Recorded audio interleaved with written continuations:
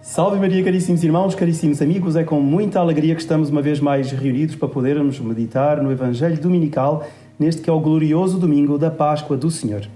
Eu sou o Padre Jorge Filipe, como todos sabem, tenho sempre a imensíssima alegria de todas as semanas estar convosco e podermos em conjunto contemplar e aprofundar a liturgia magnífica que a Santa Igreja sempre nos oferece.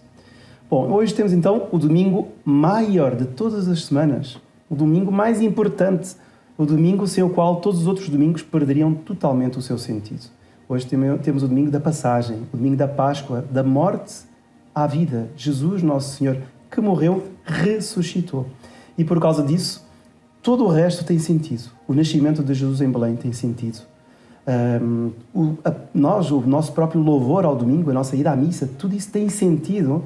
Os milagres de Jesus, as ressurreições de Jesus, toda a pregação da Boa Nova, a prédica que Jesus fez no seu tempo, tudo isso tem sentido. Porquê? Porque Ele realizou aquilo que estava previsto, que foi o ato mais importante, ressuscitou dos mortos. Depois de muito sofrimento, depois de todo o holocausto, né? Para nos dar o exemplo do enfrentar esse sofrimento, depois de tudo isso, Ele abriu-nos as portas do céu.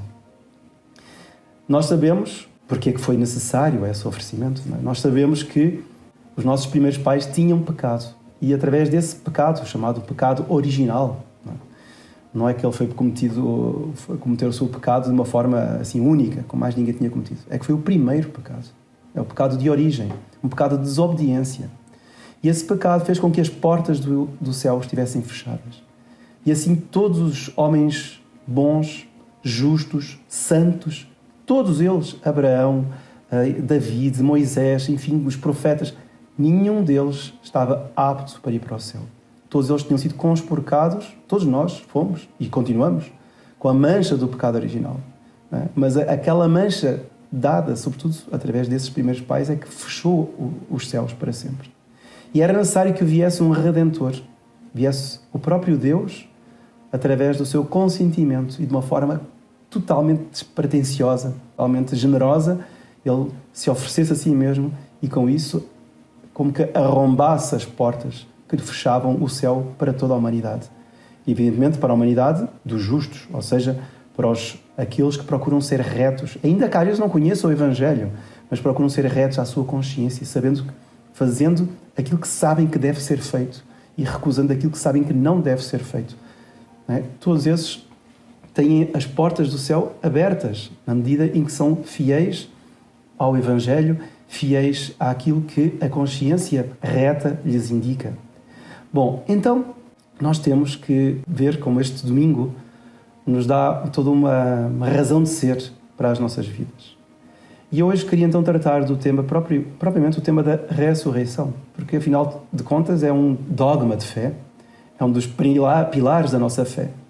É o pilar principal, sem o qual nossa fé seria vã, como nos afirma São Paulo.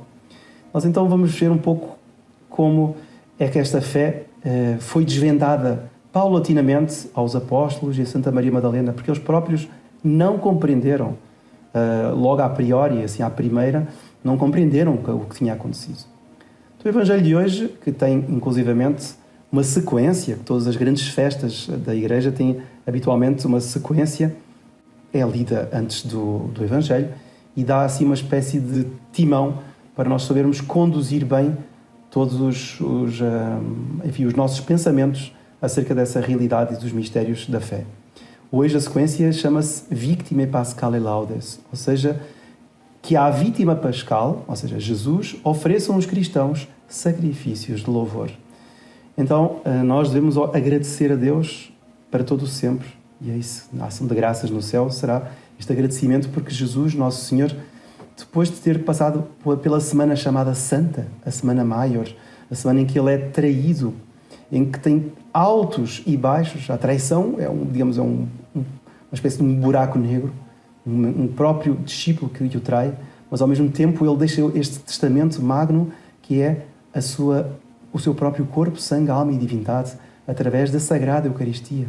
É um modo dele se perpetuar no meio de nós. Então nós temos esta semana que foi tão atribulada, mas ao mesmo tempo tão abençoada pela última ceia, pelo convívio de Jesus com os seus.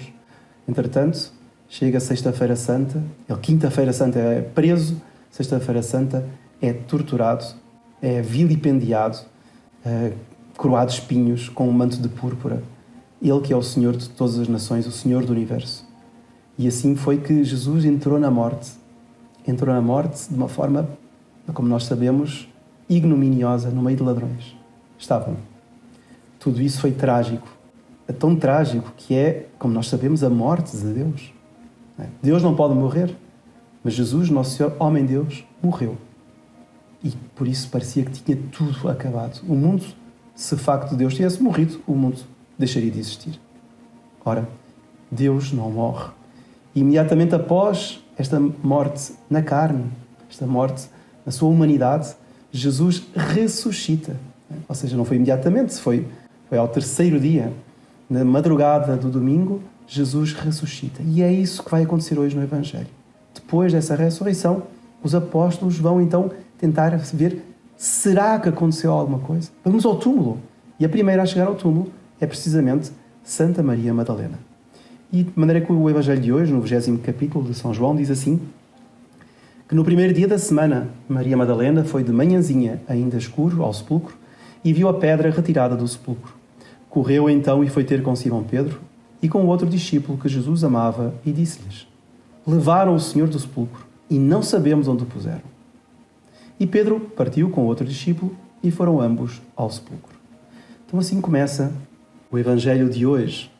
Santa Maria Madalena, super fogosa, entretanto chega ao sepulcro e ela acha que roubaram o corpo do Senhor. Pedro e João, os dois apóstolos, vão ao sepulcro e diz, São João, diz que o segundo discípulo, o outro discípulo, viu e acreditou. Ou seja, ele entrou, viu e acreditou. Mas acreditou no quê? Porque ele depois vai dizer a seguir, na verdade, ainda não tinham entendido a Escritura, segundo a qual Jesus devia ressuscitar dos mortos. Então, é meio misterioso, porque ele diz que viu e acreditou, mas não entendia o que é que tinha acontecido. Nós vemos como tudo o que se passa nestes momentos, digamos, iniciais da ressurreição, de início da Igreja, são momentos através dos quais estes três apóstolos, a própria Santa Maria Madalena e os dois apóstolos, dão-nos assim uma ideia do quão contraditório é o mundo material do mundo espiritual. Jesus, Nosso Senhor, tinha avisado tantas vezes os apóstolos, tinha-se revelado no Monte Tabor, tinha-lhes ensinado que iria morrer e iria ressuscitar. E, entretanto, eles não conseguem compreender. A ressurreição é uma realidade assim que está, vamos dizer, ao de lá, né? Está mais acima daquilo que são as nossas cogitações humanas. Eles tinham dificuldade de cogitar sobre os desígnios de Deus, os desígnios divinos. Porquê? Porque eles viviam as coisas ainda terrestres. Não tinham recebido Pentecostes, não tinham recebido o Espírito Santo, então eles não conseguiam transcender. Faltava-lhes mais fé.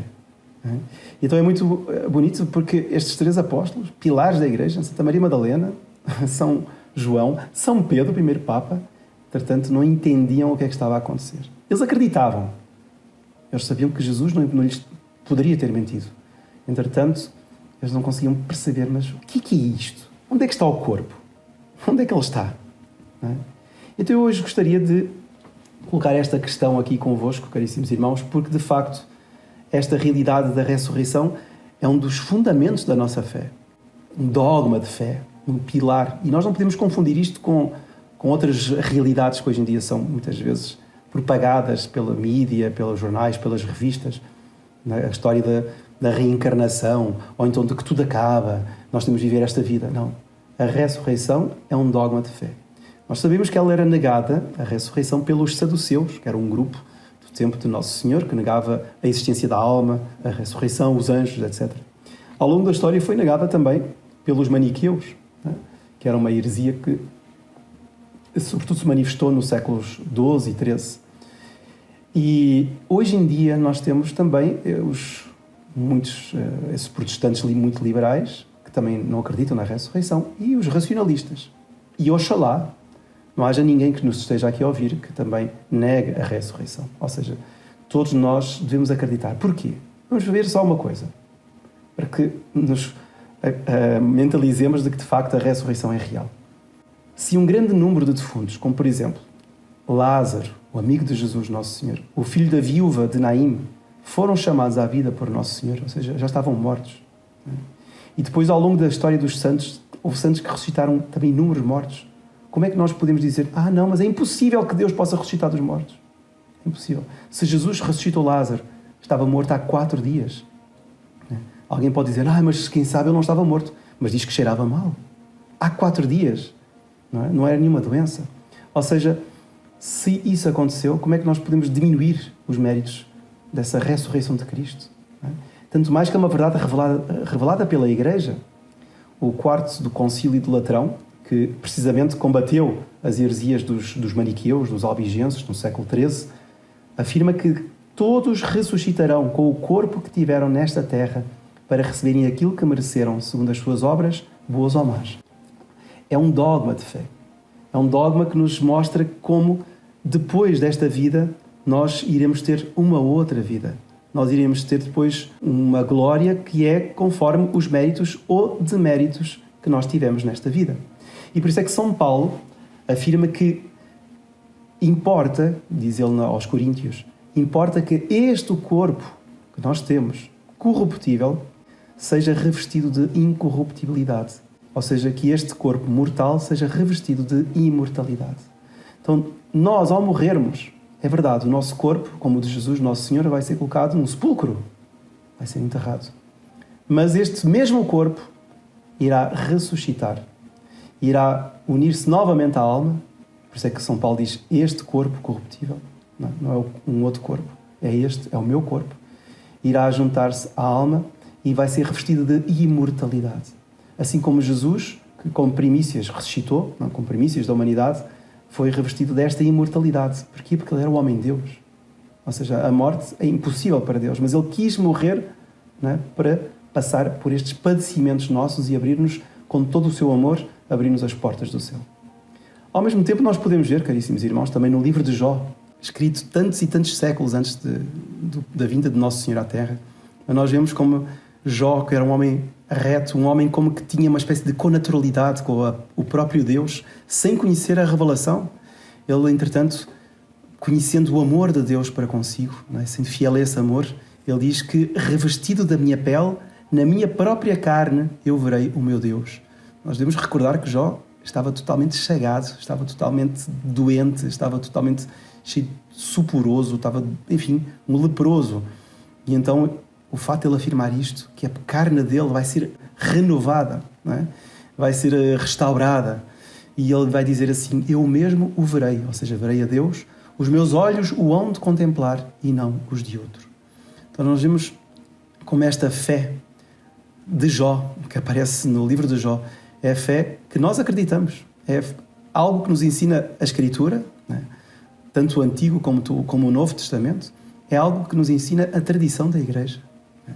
E por isso, caríssimos irmãos, nós devemos ver como a crença na ressurreição, a crença deste dia, que é o dia mais importante, a Páscoa do Senhor, em que Jesus vence a morte, porque rompe essas portas que Ele próprio tinha fechado, abre essas portas através de um oferecimento total, que é o oferecimento do homem-Deus, que se dá inteiramente por amor ao Pai e por amor de cada um de nós.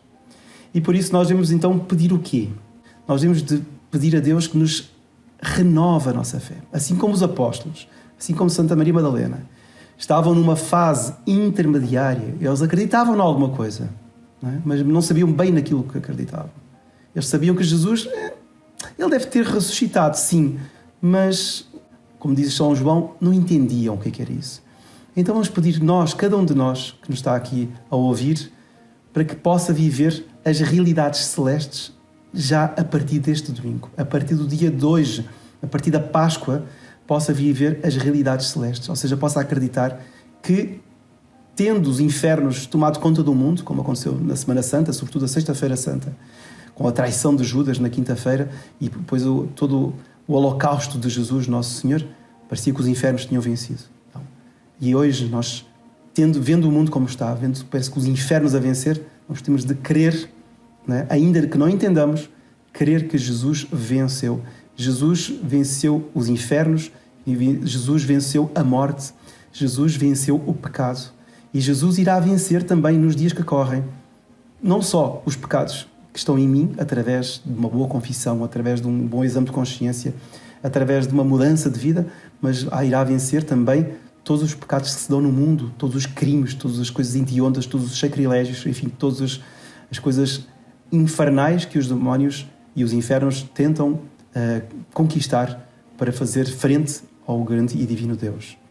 Vamos então pedir que Nossa Senhora nos dê uma fornalha ardente de amor a Deus, isso de compreensão das coisas celestes.